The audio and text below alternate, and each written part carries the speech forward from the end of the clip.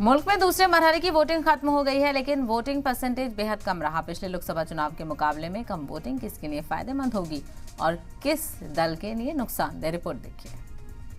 Lok Sabha election में 2 मरहले की वोटिंग हो चुकी है। पहले मरहले में यूपी की 8 सीटों पर मतदान हुआ था, जिसमें वोटिंग का फीसद कम देखने को मिला था। कम मतदान को लेकर हर मंच से वोट डालने की अपील की गई, लेकिन दूसरे फेज की वोटिंग खत्म हुई तो ये अपील बेअसर नजर आई। जिस जोश के साथ लीडरों ने पब्लिक मीटिंग की, रैलियों में भीड़ आई, उस जोश के साथ वोटर्स वोटिंग देने नहीं आए। पहले मरहले के जैसा ही दूसरे मरहले का भी हाल रहा। 2019 के मुकाबले इस बार इन 8 सीटों पर कम मतदान हुआ। नंबर्स पर नजर डालें तो इस बार अमरोहा में 64.2% मतदान हुआ। वहीं 2019 में ये 71.50% रहा था। उधर अलीगढ़ में इस बार मतदान 56.62% रहा, तो वहीं 2019 में यहाँ 61.68% वोटिंग हुई थी। बुलंदशहर में इस बार वोटिंग 55.79% रहा, जबकि 2019 में 62.92% था। मथुरा में इस बार सबसे कम 49.29% वोटिंग हुई। वहीं 2019 की बात करें तो यहाँ मतदान 61.8% रहा था। उत्तर प्रदेश में दूसरे चरण के चुनाव में भी कम मतदान हुआ है। 2019 के मुकाबले तकरीबन 7% कम मतदान हुआ है।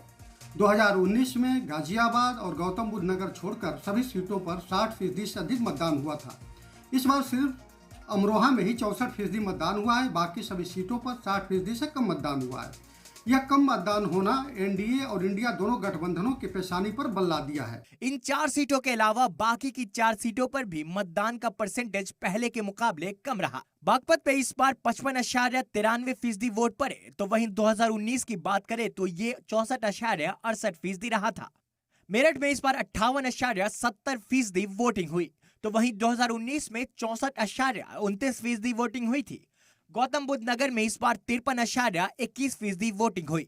2019 की बात करें तो यहाँ मतदान का फीसद 60.49 रहा था।